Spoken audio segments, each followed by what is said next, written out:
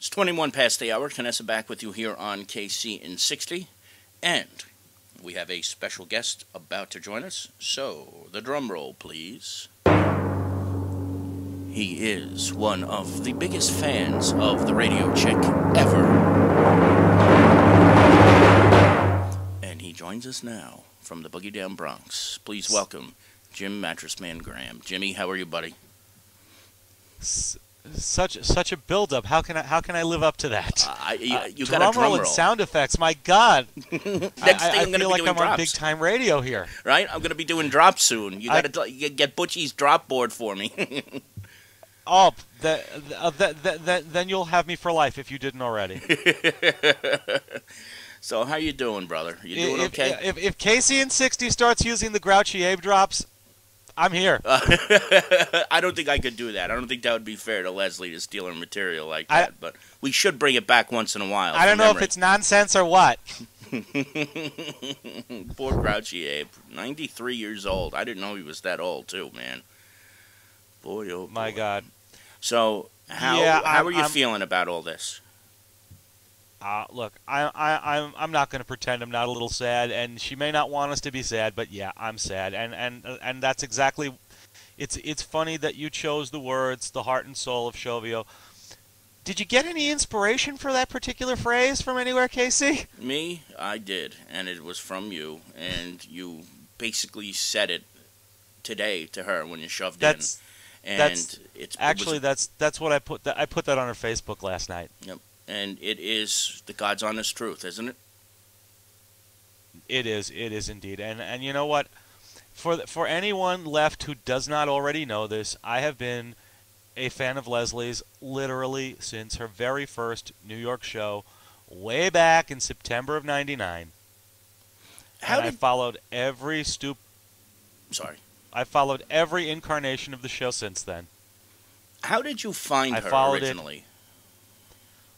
Actually, I was listening to 102.7, and I was a fan of Opie and Anthony, and Opie and Anthony came on to 102.7 first while they were still playing music, and when they started, to promote the coming shows and the change to what at the time was known as 102 Hot Talk at 102.7, I believe was the original slogan, Hot Talk at 102.7, and I remember hearing the promos for the show, and I was literally there for the very first show, and I followed her through the firing at NEW, the rehiring at NEW, the second firing at NEW, the hiring at Q104, the firing from Q104, the tenure at Sirius, which I think was about over a year.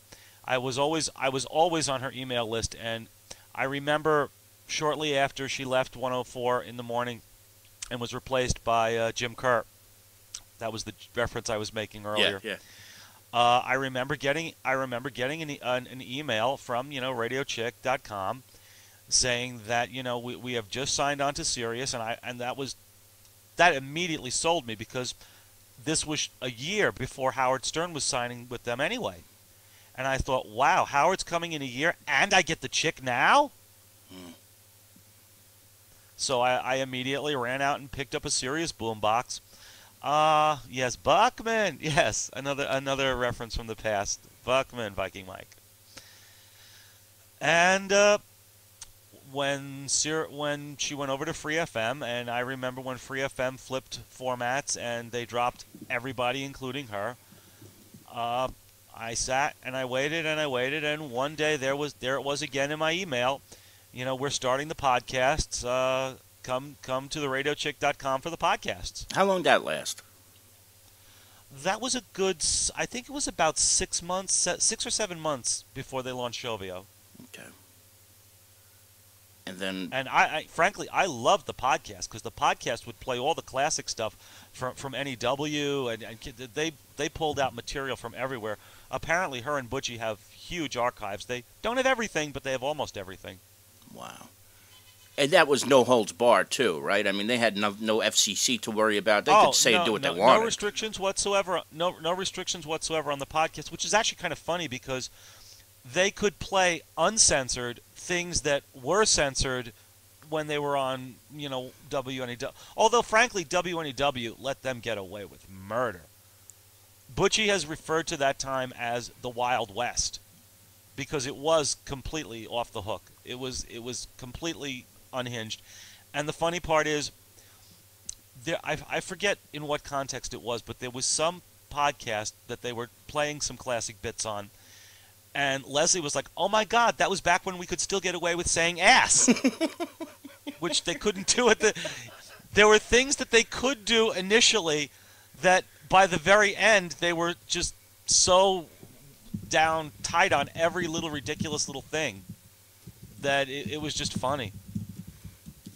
Wow. But yes, very good memories, and certainly that's why I'm here on Shovio. But I also want to point out for anyone that's listening, in case anybody didn't know, and I'm sure everybody knows this by now, I've been unemployed for over a year. And Shovio, to me, has become... It started out a year ago as a place just for the Radiochick, but I've had the pleasure of getting to know a lot of other people, yourself, Scott, and other people on Shovio. I've actually been in the studio. I never saw that coming. Yeah. I never saw that coming, and it's certainly done wonders for my moods because, as you're well aware, when you're unemployed, it's not always easy to stay happy. And getting to know all you guys on Shovio, I hope you will all stay around as much as possible. I've had the pleasure of having lunch with you and hosting a show with you. I've gone out for drinks with Scott. I've hung with Leslie and Chuck at the Gong Show. I mean, you guys really are like a second family. It's scary to say it, but it is so true. That is the understatement of the night. And I couldn't echo what you said any better because I have said it before and I'll say it again. If it weren't for Shovio, I don't know what would have happened in my term of unemployment too. I'm going on 16 months now, and Shovio has been the saving grace. And yes, Tim, absolutely. And shots of Jameson at Trinity. That's right. That's right. Trinity was a lot of fun too. Yep. Our night down in Hoboken at Kevin Coca's bar. But I've had the pleasure of getting to know so many great people. It's very sad, but you know what? I've sat through 5 other incarnations of the Radiochick show. Somehow it always comes back one way or another, and I wish Leslie nothing but the best of luck with the Gong Show. I wish she could hear this. I hope she can hear this. I shoved into her earlier just to make sure I sent my well wishes. And I'll be at the Gong Show, and when it comes around to New York again, I'll be the first one there.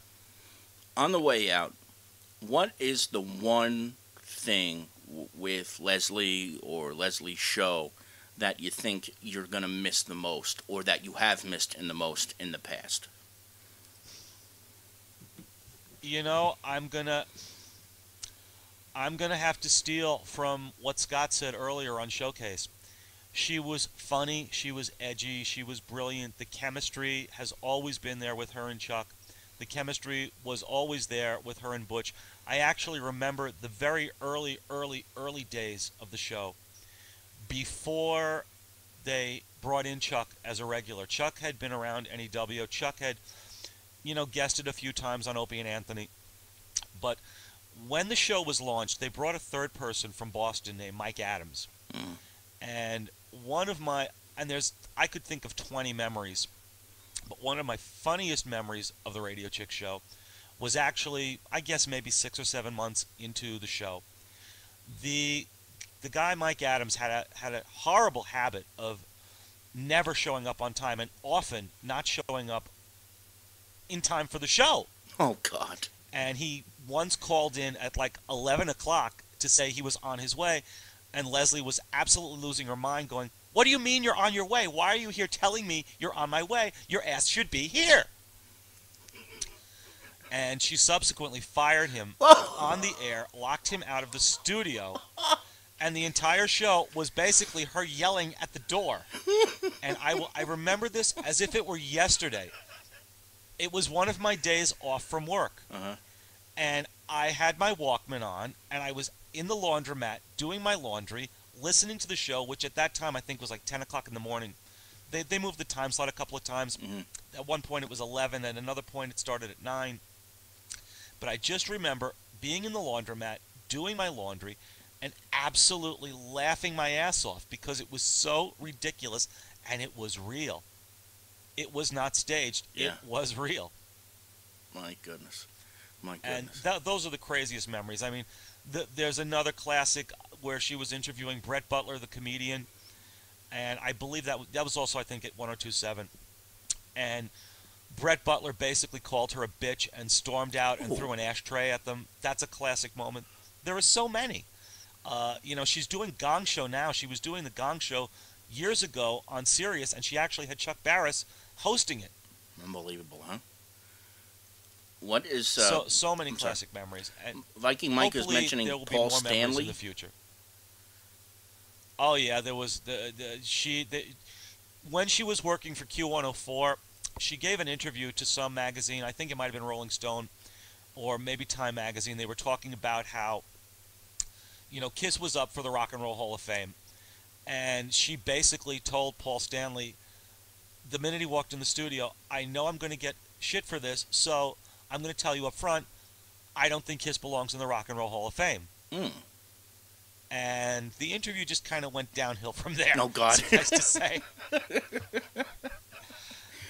Oh man. And let me plug her website since she's no longer available to us live every afternoon. There is a section on the radiochick.com which has all the podcasts that were done prior to the launch of Shovio. Many of them feature classic material. There's actually one where Butch plays all the ridiculous parody songs as he continues to get drunker and drunker during the course of the show. There's a two-part one called Uncomfortable Interviews where, if you've ever listened to the Chick in the past, there's a drop that they use a lot. I wanted not to like you. This was how she said hello to Lisa Marie Presley on Sirius.